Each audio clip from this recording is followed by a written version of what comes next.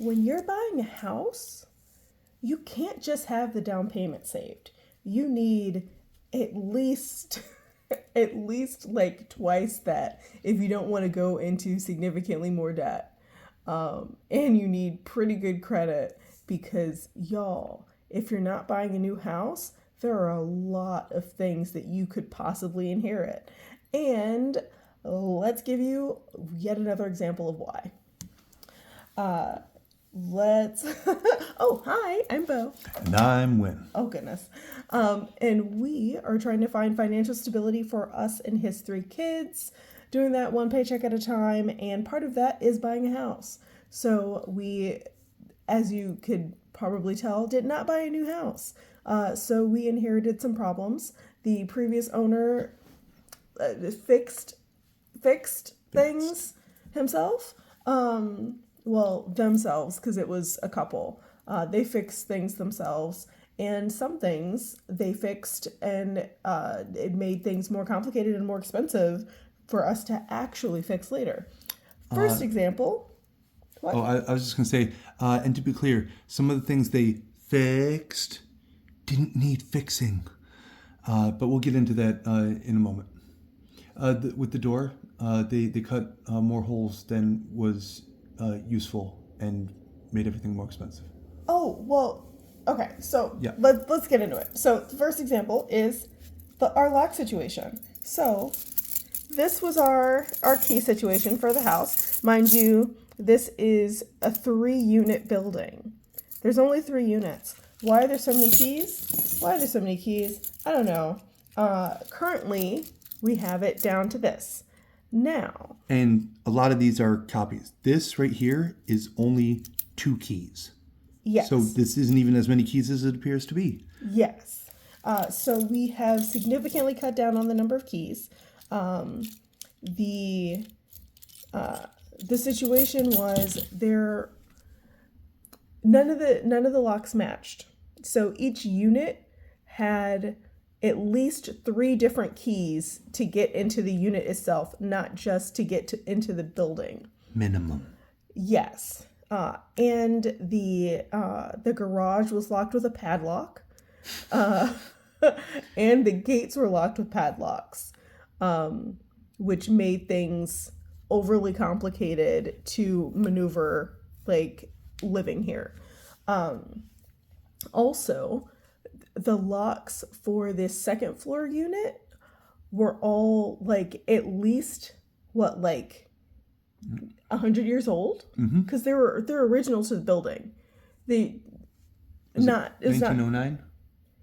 Yeah. Yeah. It's not good. It's not good at all. And in order for the locksmith who came to replace those locks, like, he had to use, like, there was drilling involved. There was Sawing. What was that thing? Yeah, sawing. It was a nightmare. The front door to the building even. Which, due to it being original, was an exceptionally thick door, and that meant that it had to supposedly, or ideally, you're supposed to use a different kind of lock that has a longer cylinder that, spans that gap.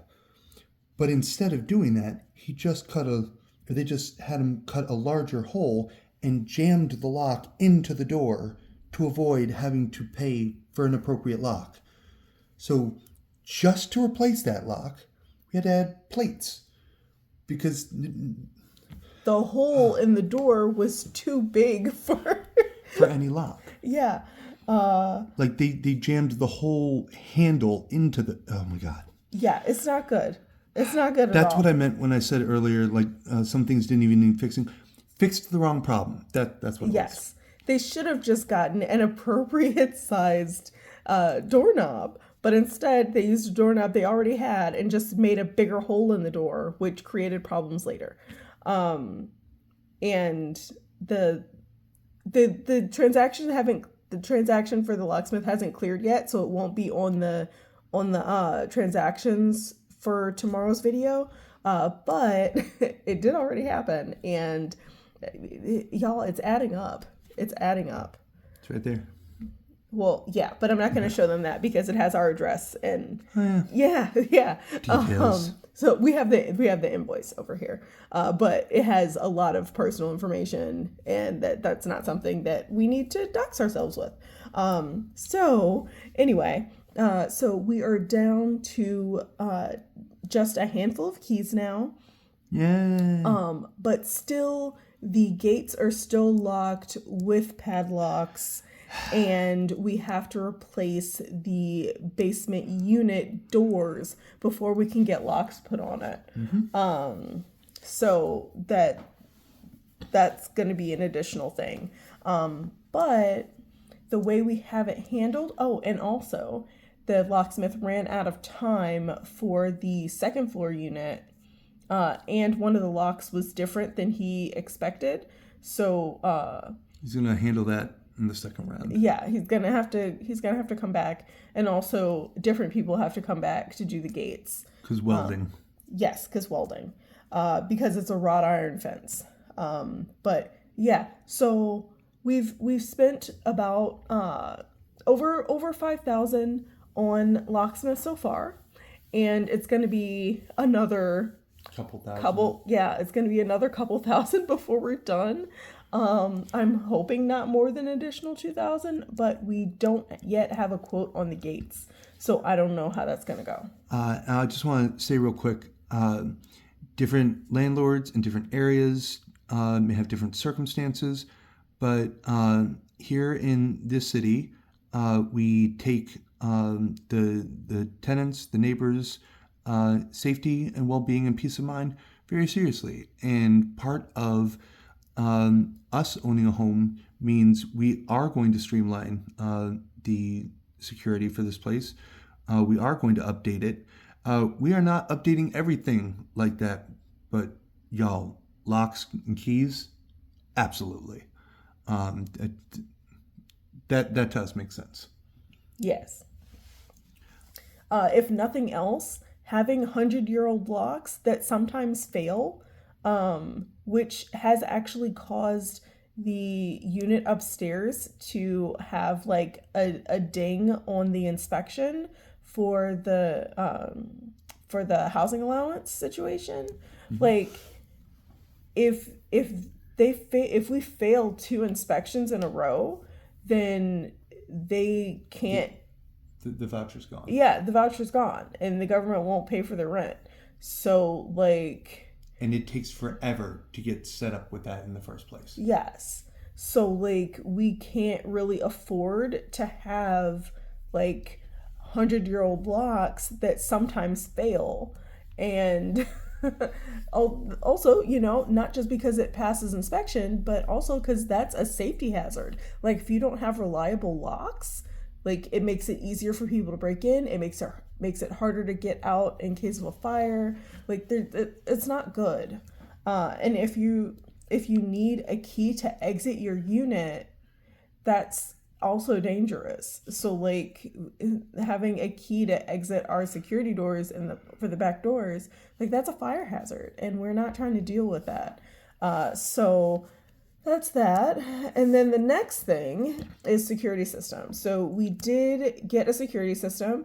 It's financed. The equipment it's financed. So we had to pay a little deposit, but also we're going to be paying monthly for 5 years unless we pay it off early.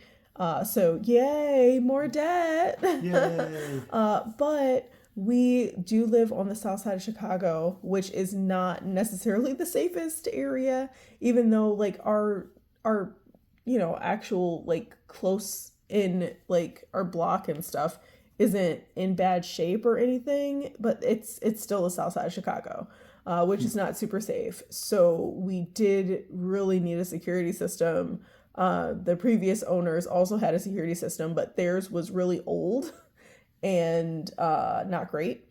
So we did update that, which was an expense, and that's going to add to our bills. It's going to be about $100 a month, including the financed equipment, which is not exciting, but dealing with porch pirates and security issues is less exciting. Sorry, I sneezed. How could you? And then to the next issue. The absolute killer. The most expensive part of us fixing this place up to live in is the waterproofing. So we have to get a sump pump and a dehumidifier for the basement. And that's going to run us about $28,000 on top of getting the flooring and walls replaced because of the previous water damage to the basement unit. Which did not seem to be either prevented or repaired. Correct. The previous owners just let the water damage fester. So there's crumbling, and a lot of the water damage was kind of covered by the landlord's relative who was living down there. So she had a bunch of stuff, so you couldn't really see all of the damage until she moved out completely, which was right before we signed the paperwork. So we didn't see the extent of the water damage really until we bought the place, which was not great, but we got to deal with it. So that's going to be about $28,000, again, financed. It's going to be rough, but we should have some help, hopefully, from Wynn's twin sister. We will see how that goes, but I'm hopeful, because otherwise, y'all, struggle bus for real. This is a lot of debt to just lump all at once. And then there's also the dryer situation, which was another situation in which the previous owners fixed the wrong problem. So I'm going to keep this as brief as I can. They were technically vented outside. So two dryers vented outside to the same window. Those kind of glass bricks. But they had it in a way that allowed pests to easily climb in. There's just little flaps right at ground level, not any kind of baffle or pest guard, which is how it likely happened in the first place. But more to the point, any attempt to adjust it or change out to another one, y'all, these folks mortared the vent to the wall. So what should have been as simple as unscrewing a contraption from both sides, removing, and replacing is now a whole thing, and will require digging on the outside just to make sure that there is proper ventilation. We might have to hire somebody. We might have to get a handyman to do it. Yeah. I'm not pleased with that. I know that there are relatively simple ways to set it up and get it installed. But if I'm wrong about even a single detail, that could mean a lint building up in the wrong way. That could mean an electrical fire. That could mean it's not a thing I'm trying to chance. So I took one shot at it. I made progress. I think this weekend we'll be able to get the last of the stuff. And if my next attempt doesn't do the things it needs to do, I'm not going to keep struggle busing at this thing, cutting our losses and getting someone to do it properly, all the way.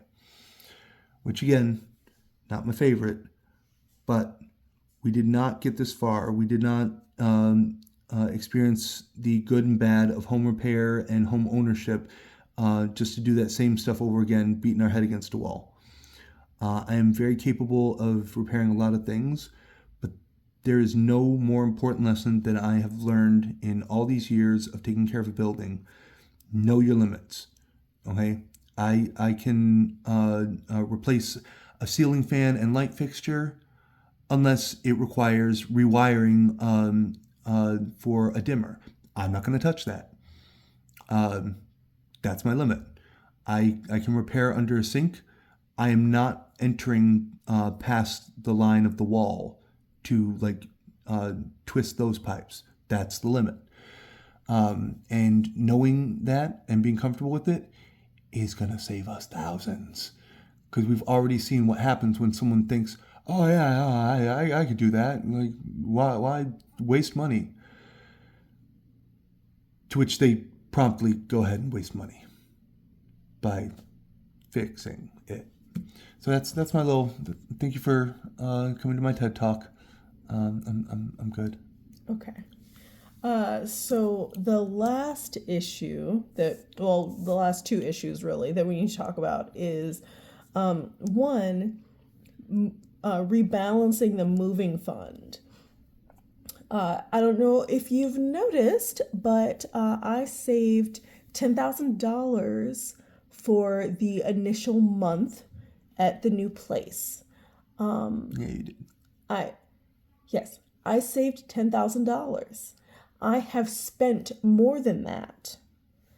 So additional funds were supposed to come from my certificate of deposit, which was originally earmarked for continuing education, but we realized it was more important to us to have a permanent home, so we decided to move it towards that, and then we figured we can hold out until the certificate of deposit matures, which is the point at which we can withdraw the money without paying a fee, which is June 5th.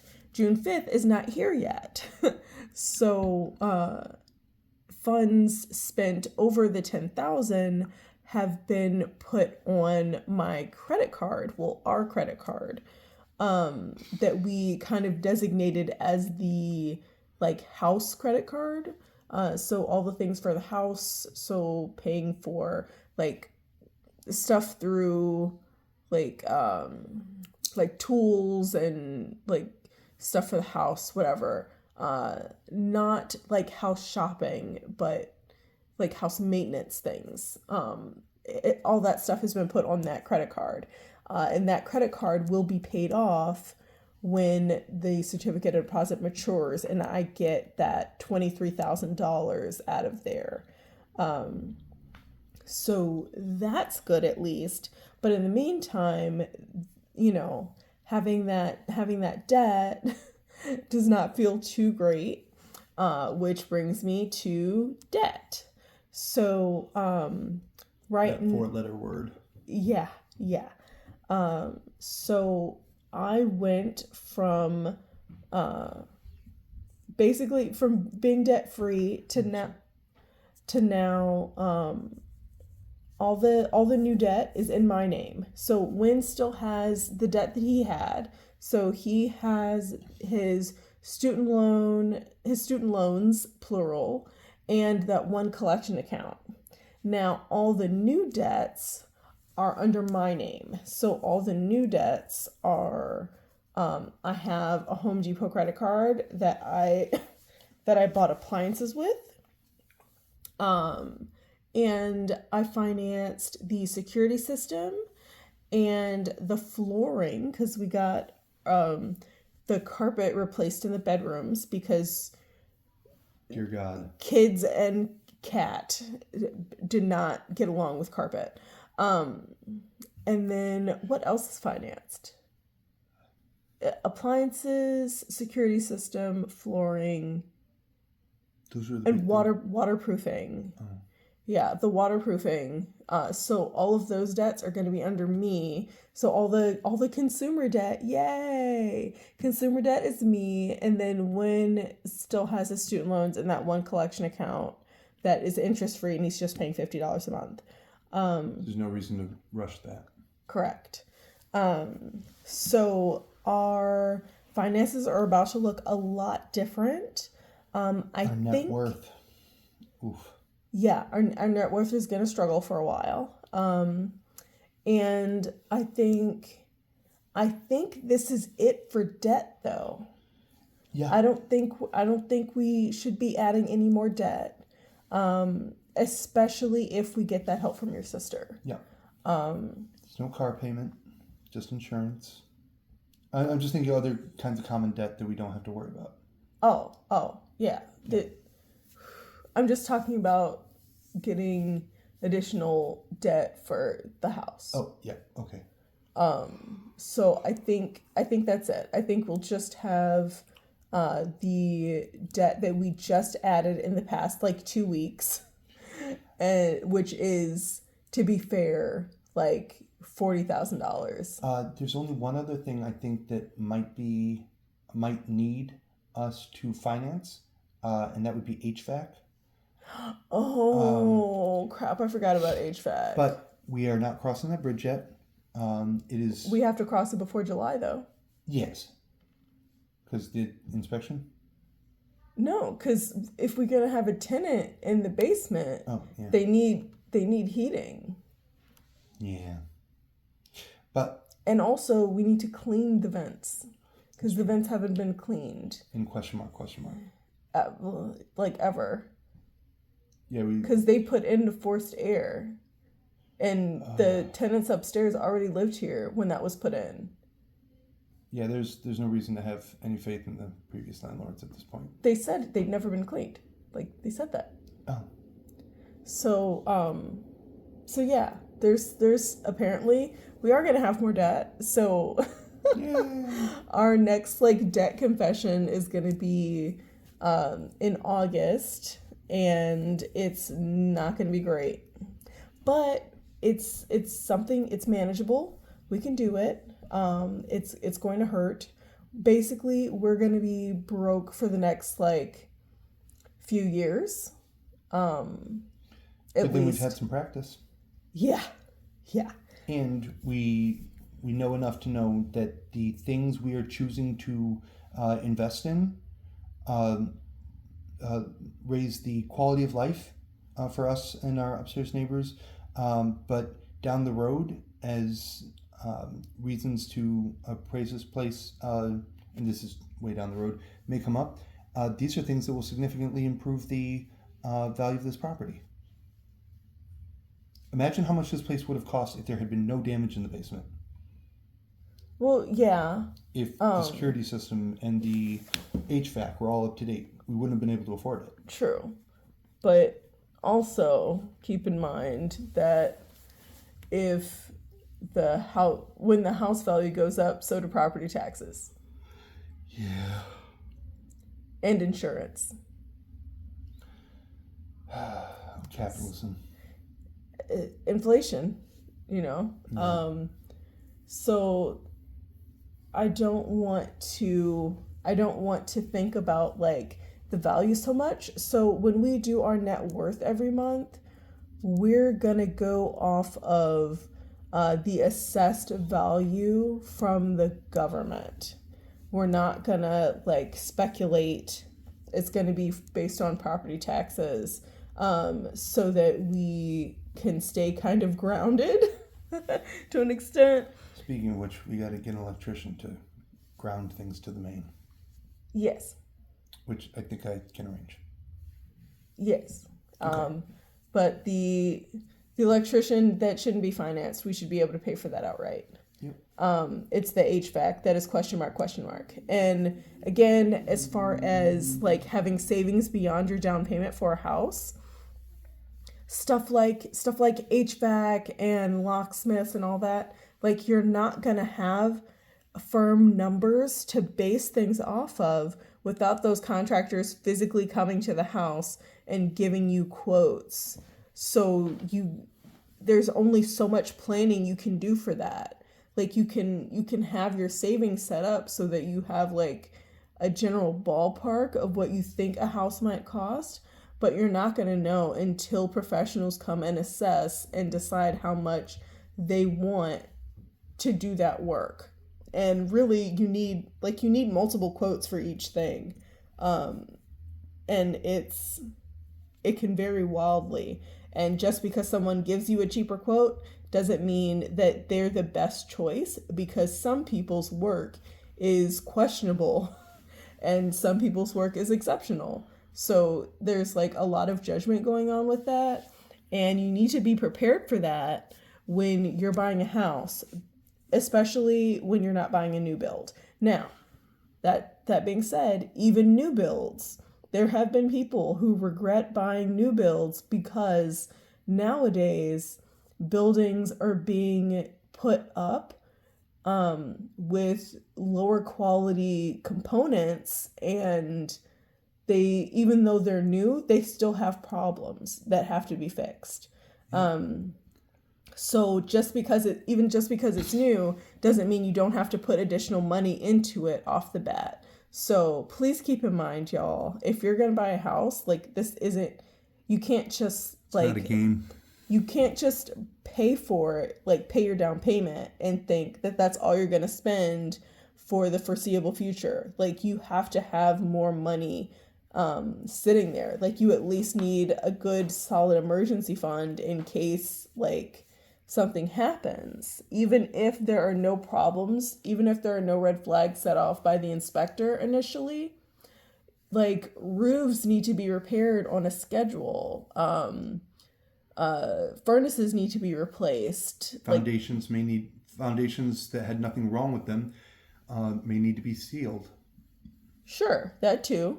But like, there's all these things that happen like on kind of a regular basis is what I mean. Mm-hmm. Like, there's ongoing things that have to be done. Like, water heaters need to be replaced.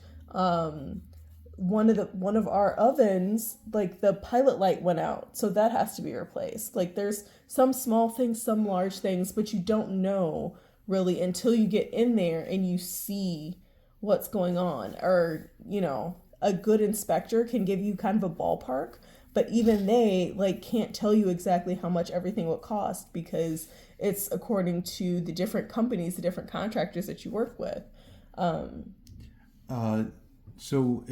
If I could attempt to put this in a nutshell. Sure. If you know, and if you're buying a house, you better know that there are going to be some known variables and unforeseeable variables. Plan ahead, emergency funds. Plan ahead as much as you reasonably can. Try to anticipate these things because, folks, budget beats broke every time. And never forget that you too deserve financial stability. And I hope you have a great day on purpose. Bye.